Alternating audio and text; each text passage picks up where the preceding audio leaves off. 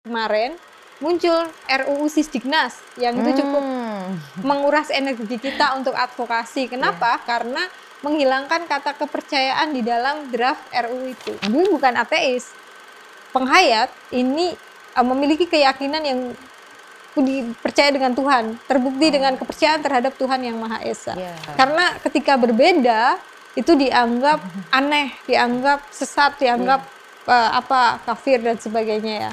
Kalau perbedaan kan harusnya kuncinya adalah pertemuan gitu ya kan Mbak. Kadang-kala kita yang nggak bisa saling memahami gitu. Ada oknum-oknum yang memang dia punya alasan tersendiri sehingga mempersulit akses terhadap teman-teman penghayat. Karena mungkin bisa jadi dianggap aneh, dianggap berbeda, dianggap ini akan merebut sesuatu dan sebagainya. Kadang-kala ada berita-berita yang pelintiran gitu. Jadi jangan percaya satu sumber, carilah sumber-sumber lain. Perbedaan merupakan bagian dari keberagaman di Indonesia. Tanpa keberagaman maka bukanlah Indonesia, karena Indonesia ini rumah bersama untuk keberagaman.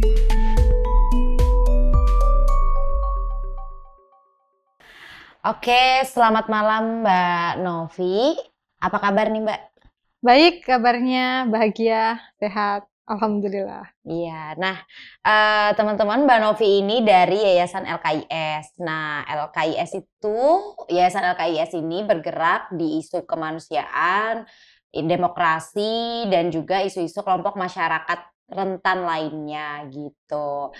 Mbak, boleh diceritain nggak sih Mbak, kalau misal selama ini itu karena isunya ini cukup rentan juga gitu ya, mendampingi masyarakat rentan, terus juga advokasi gitu. Nah selama ini kerja-kerjanya itu apa aja sih Mbak? Ya, kalau kerja-kerja LKIS ada banyak ya, soal advokasi kebijakan, penerimaan sosial, lalu akses terhadap hak-hak mereka, dan inklusivitas gitu. Yang dimana kita membangun satu gerakan itu soal kesetarakan dan kemajemukan yang bersama gitu.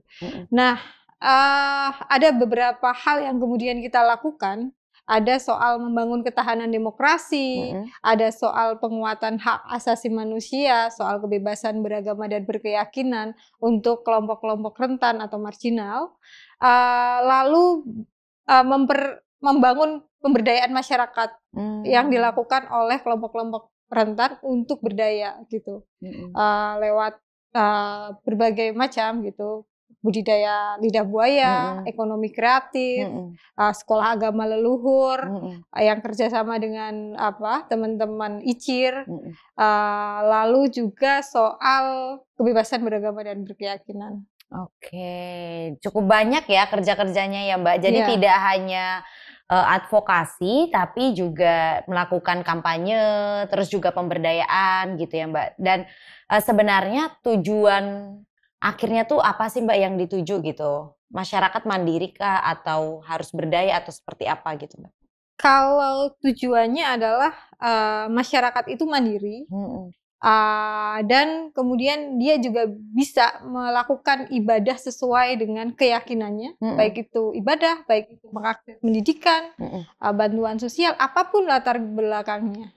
Yang membangun kesetaraan dan kesemartabatan. Karena kita semua sama-sama warga negara Indonesia yang berhak mendapatkan hak-haknya. Nah kalau dalam proses advokasi itu ini nggak Mbak, atau pendampingan atau kampanye juga gitu, itu melibatkan pihak-pihak tertentu juga atau kolaborasi lintas sektor juga nggak Mbak? Ya, kita melibatkan pemerintah, kita juga melibatkan kelompok rentan itu sendiri, media, dan beragam organisasi masyarakat sipil yang ada di Jogja maupun ada di Indonesia gitu. Karena program LKIS memang lebih banyak di Jogja, tapi kita juga membantu kelompok-kelompok penghayat kepercayaan, teman-teman rentan lainnya itu di seluruh Indonesia gitu. Jadi nggak lepas dari sebenarnya ini juga ya Mbak, kolaborasi lintas sektor tadi ya gitu. Nah kalau ini Mbak kalau di Jogja khususnya kan banyak banget nih Mbak teman-teman dari agama minoritas gitu, atau juga kepercayaan minoritas gitu ya yang di Jogja itu cukup banyak organisasinya gitu. Nah kalau stigma yang masih dilekatkan dengan teman-teman agama minoritas dan juga penghayat atau kepercayaan minoritas itu apa aja sih Mbak gitu? Kalau saat ini memang teman-teman penghayat ini kan mengalami diskriminasi ya.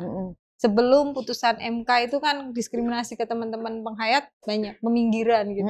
Tapi setelah pasca putusan MK, teman-teman penghayat sudah bisa mengakses KTP sesuai dengan kepercayaannya mereka. Kepercayaan titik 2, kepercayaan terhadap Tuhan yang Maha Esa itu di identitas KTP. Nah, seringkali ketika yang sudah ganti KTP itu kalau kemudian belum akrab dengan warga atau kemudian baru proses mengganti KTP, seringkali mendapatkan stigma negatif. Dianggap tidak beragama, dianggap sesat dan sebagainya. Ya, stigma-stigma negatif yang tentu merugikan teman-teman penghayat yang kemudian ada bullying, ada hal-hal yang menurut dia ini kok enggak manusiawi ya gitu. Padahal dia sama-sama warga negara Indonesia kan, yang berhak mendapatkan identitas yang sama dengan yang lain. Kalau yang lain mungkin agama titik 2 gitu, Islam, Kristen, Katolik dan sebagainya. Kalau untuk penghayat, dia kolomnya agak berbeda. Kepercayaan titik 2, kepercayaan terhadap Tuhan Yang Maha Esa. Dan teman-teman penghayat ini dilindungi oleh negara melalui putusan MK nomor 97 tahun 2016. Gugatannya, putusannya di 2017. Dan secara pendidikan juga mereka sudah bisa mengakses pendidikan penghayat kepercayaan di sekolah-sekolah. Terbukti ada 17 provinsi yang melayani teman-teman penghayat dengan total 2.200 siswa penghayat. Dengan penyuluhnya itu ada 400-an dan terbukti juga ada prodi khusus untuk teman-teman penghayat di Untak Semarang. Ini baru berarti ya Mbak ya? Iya, kalau Untak Semarangnya sudah 2021 ya. 2021. Sekarang udah angkatan keempat yang daftar udah 100-an untuk prodi itu. Iya. Jadi tetap harus didorong ya Mbak ya kalau di dunia pendidikan sebenarnya gitu. Dan ternyata penghayat kepercayaan baru diakui tadi di tahun 2017 ya Mbak? 17 secara putusan MK untuk ganti identitas. Tapi sebelumnya sebenarnya sudah diakui di Undang-Undang nomor 23 tahun 2003 gitu. Atau 2006 gitu, saya lupa. Itu soal pencantuman identitas penghayat. Agama titik 2, ada yang ditulis kepercayaan, ada yang ditulis penghayat, ada yang strip. Tapi tidak semua itu bisa gitu mengganti agama titik 2 penghayat atau kepercayaan. Lebih banyak strip. Jadi itu yang kemudian muncul diskriminasi di berbagai wilayah.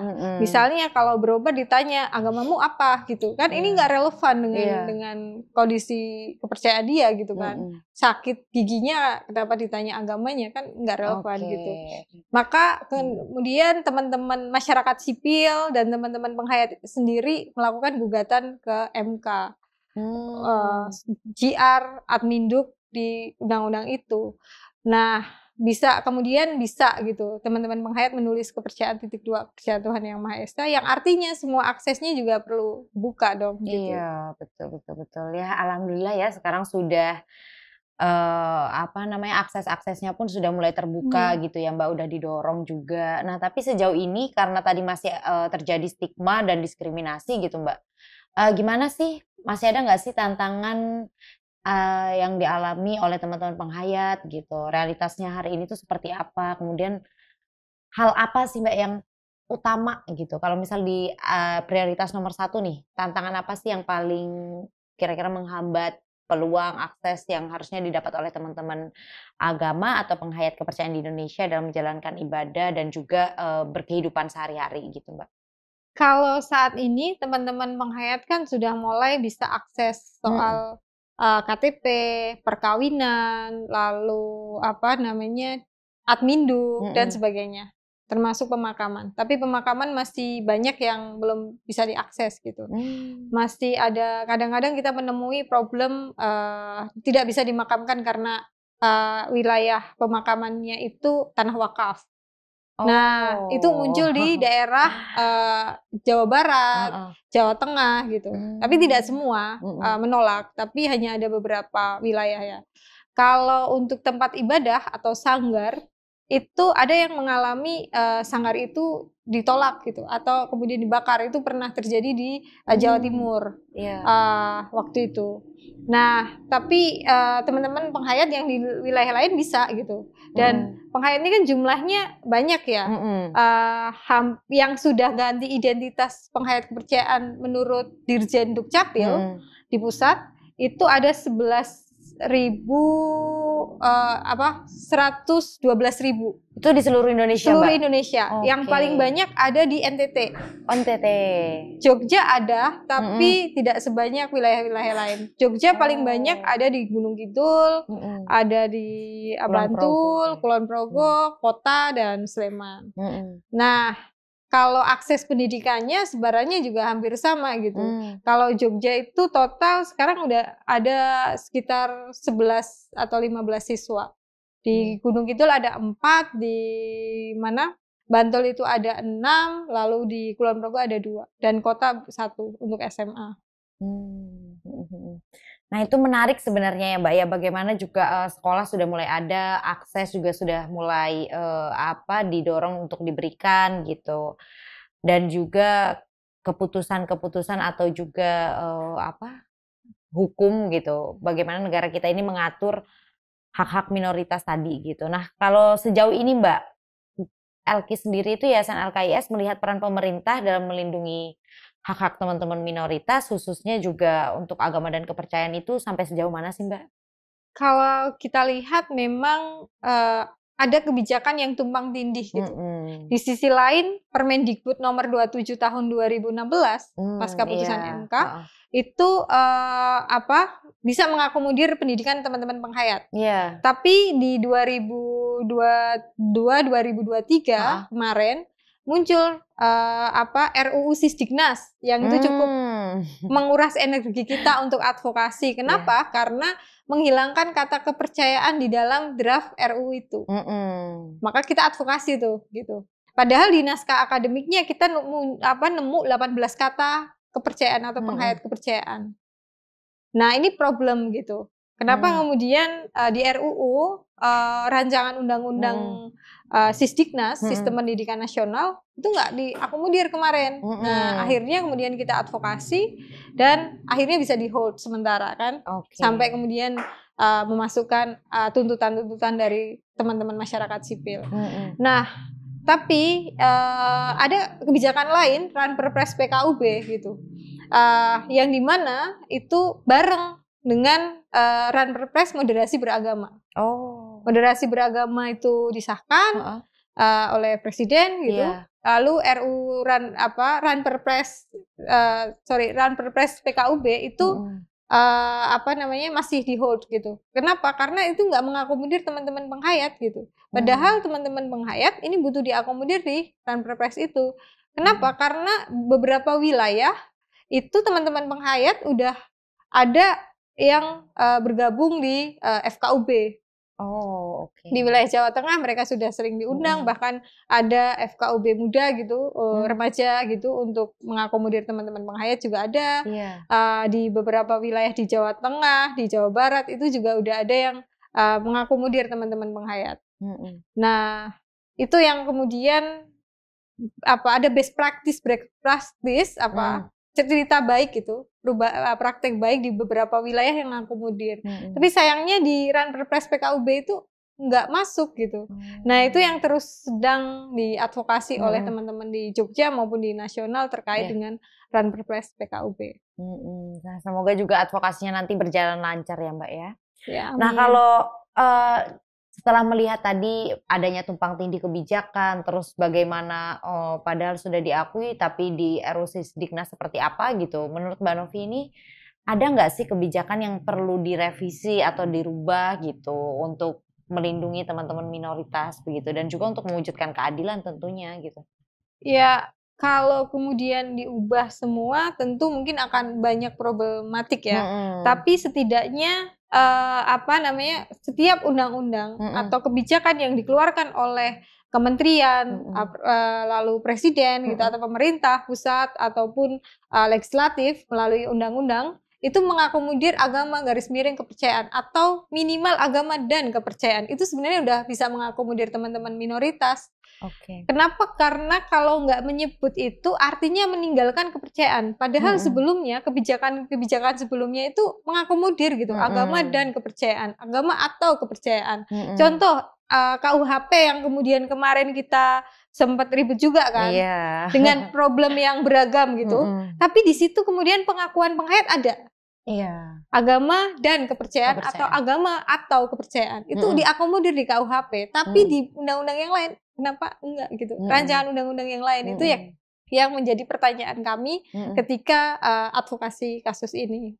Oh, iya. Jadi masih ada ini ya, Mbak ya, kesadarannya itu tidak menumbuh di seluruh undang-undang gitu ya, Mbak ya, atau kebijakan-kebijakan dan juga tentu regulasi. Nah, kalau dari temuan Mbak Novi sendiri itu pernah, karena tadi banyak juga ya Mbak kasus-kasus ternyata gitu, ada nggak sih Mbak pelanggaran atau diskriminasi yang langsung Mbak Novi lihat atau hari ini sedang diadvokasi oleh teman-teman LKIS?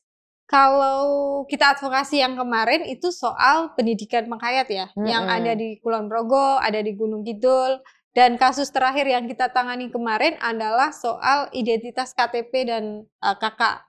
Yang dipersulit ketika mau diganti ya kakaknya di Cilacap. Tapi kasusnya udah selesai dan kita terima kasih banget kepada pemerintah Provinsi Jawa Tengah yang sangat membantu proses advokasi kita.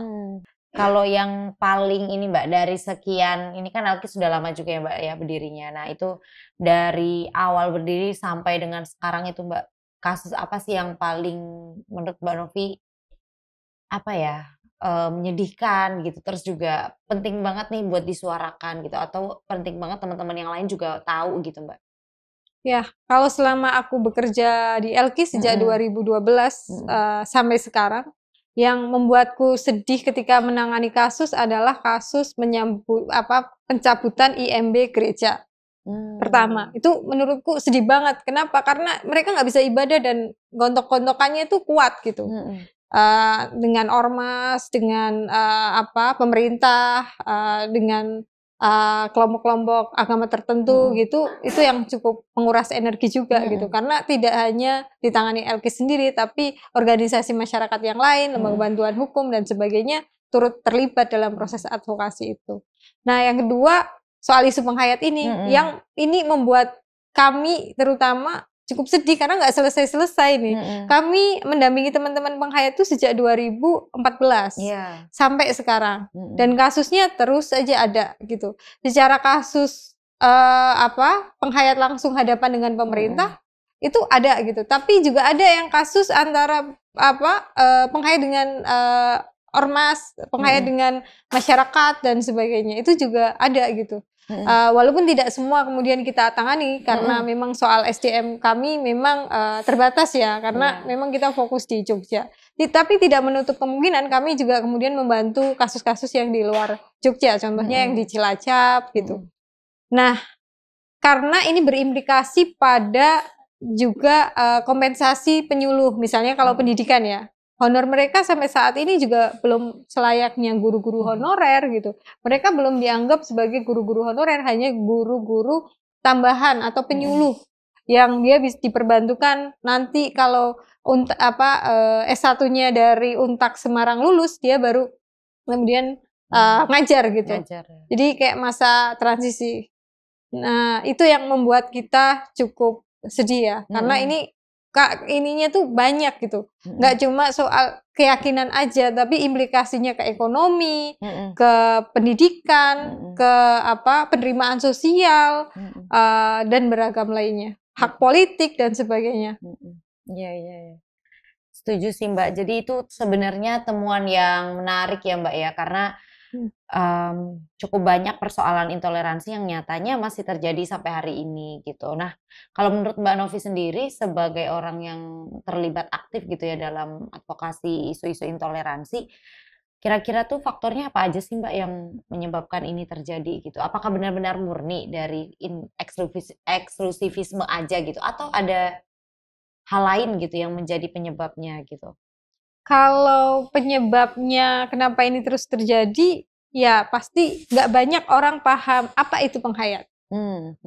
Jenisnya bagaimana, cara ibadahnya gimana. Ketika penghayat itu dihadapkan dalam situasi yang dia share tentang apa itu penghayat, sosialisasi, tapi masih muncul pertanyaan-pertanyaan bagaimana cara ibadahnya.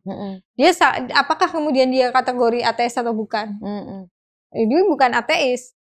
Penghayat ini memiliki keyakinan yang dipercaya dengan Tuhan, terbukti dengan kepercayaan terhadap Tuhan yang Maha Esa. Dia tahu bahwa dia tahu dan dia meyakini bahwa ada Tuhan gitu.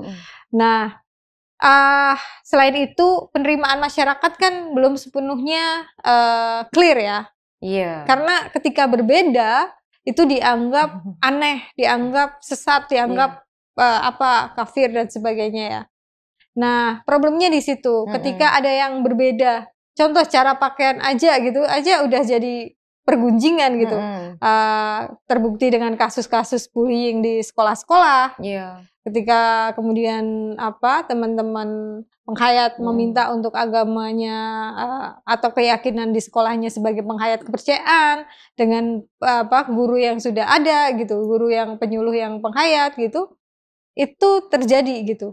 Nah, kadangkala ada oknum-oknum yang memang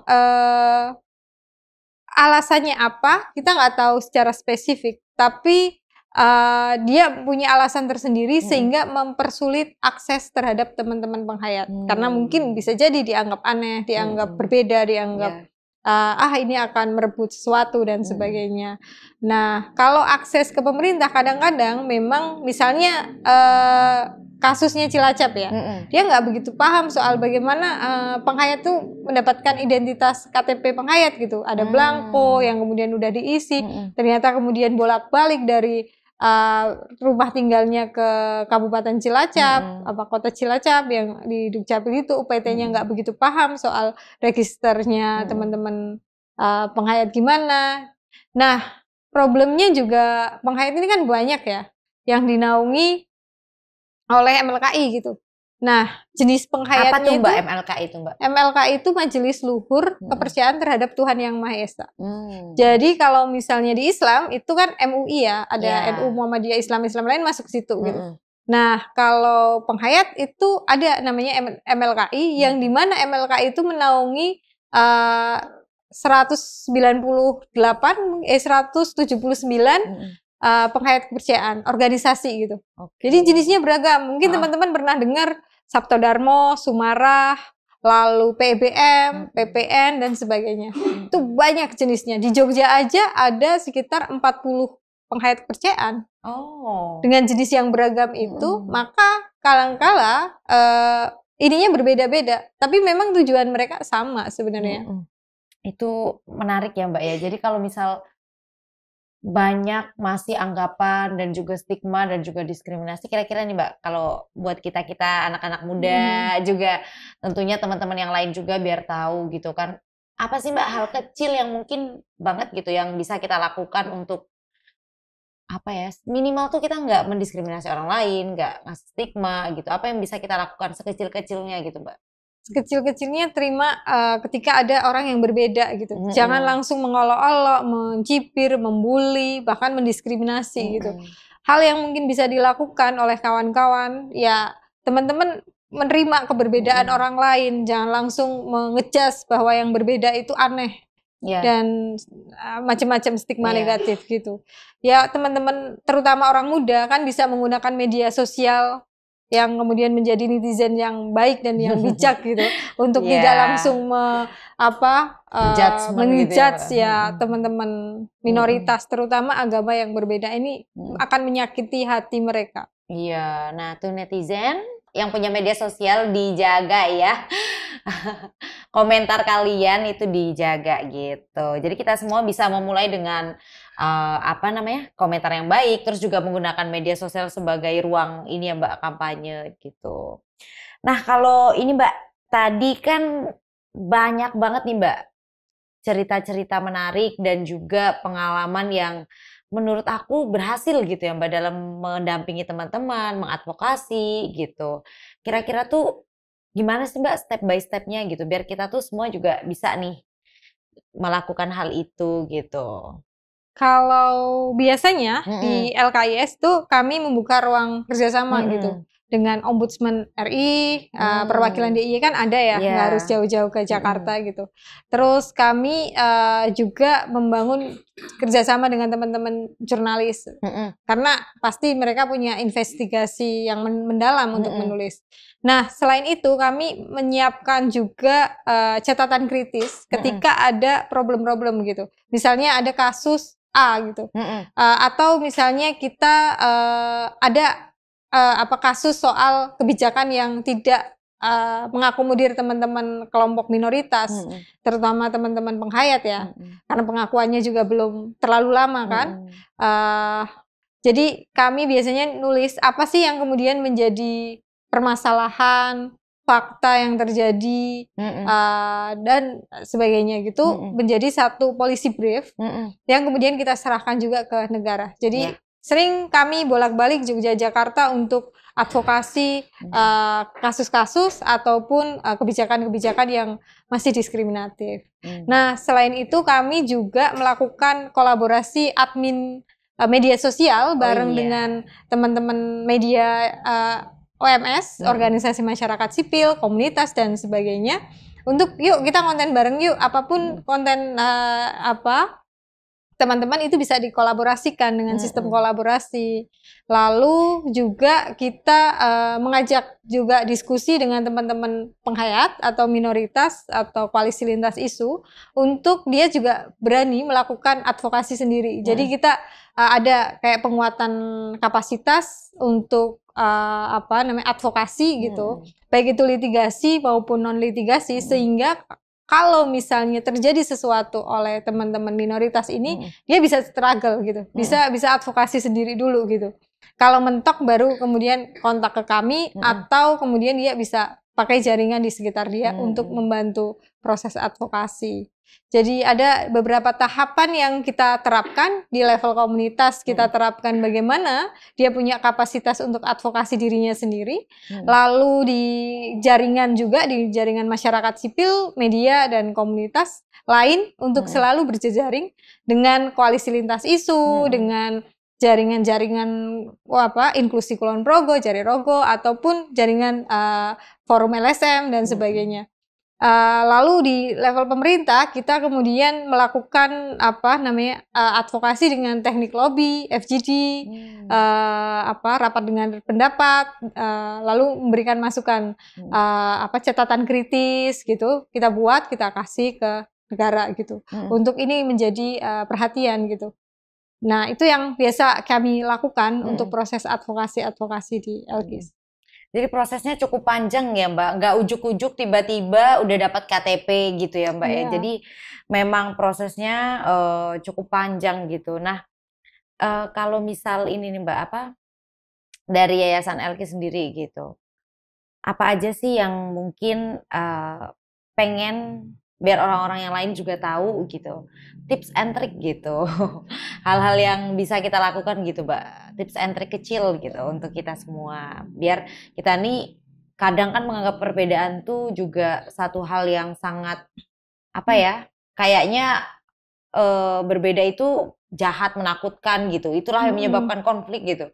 Padahal perbedaan kan harusnya kuncinya adalah pertemuan gitu ya kan Mbak, kadang-kala kita yang nggak bisa saling memahami gitu. Nah apa tuh Mbak tips and trick biar kita juga saling memahami, belajar juga gitu? Iya, tipsnya adalah jangan percaya di satu sumber, karena berita hoax itu ada gitu, dan nyata gitu. Jadi kadang-kala ada berita-berita yang pelintiran gitu. Jadi jangan percaya satu sumber, carilah sumber-sumber lain. Pertama itu. Kedua adalah bagaimana kita mau membaca gitu. Membaca situasi, melihat empati, punya etika untuk kemudian ketika kita merasa oh ini kok aneh ya, lebih baik ya jangan diungkapkan secara media maupun langsung ya, karena itu akan menyakiti hati orang lain gitu.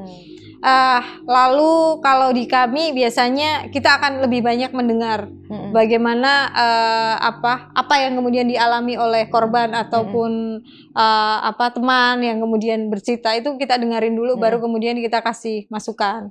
Nah, di kami memang agak beragam gitu apa strategi yang kemudian kita pakai karena melihat situasi dan konteks yang terjadi saat itu. Nah, kalau untuk teman-teman muda nih gitu. Ini buat kita nih. Ya, kalau menggunakan medsos yang bijak gitu. Dan jangan ciptakan hoax yang banyak gitu. Karena hoax itu akan melukai banyak orang. Kadang-kala kita yang pakai media sosial juga nggak ngerti Mbak ini hoax apa enggak gitu ya. Jadi main share aja gitu. Nah, biasanya kalau biar tahu itu hoax atau enggak kayak gimana sih Mbak? Nah, bisa dicek fakta kan ada banyak ya.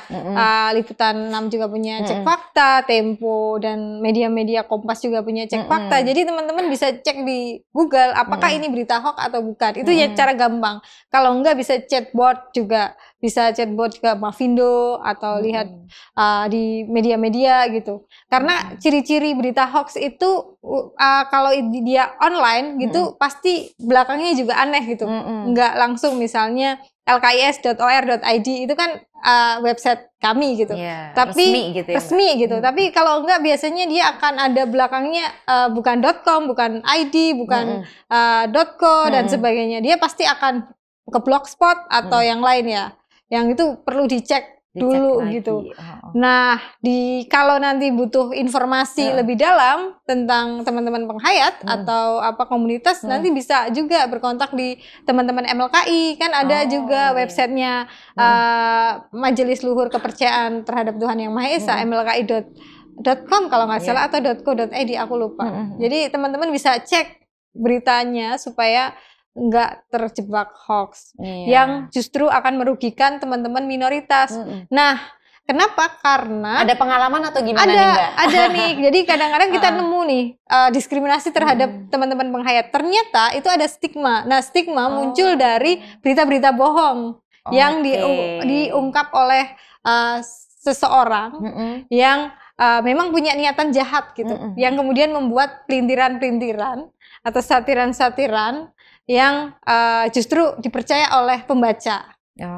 Nah, ini tips singkatnya aja sih. Tapi kalau mau yang lebih dalam dan sebagainya, nanti bisa lebih panjang kita diskusinya. Bener, waktu. Oke, ingat guys, jadi jarimu adalah harimaumu gitu. Sekarang udah nggak zaman nih. Mulutmu adalah harimaumu ya Mbak ya.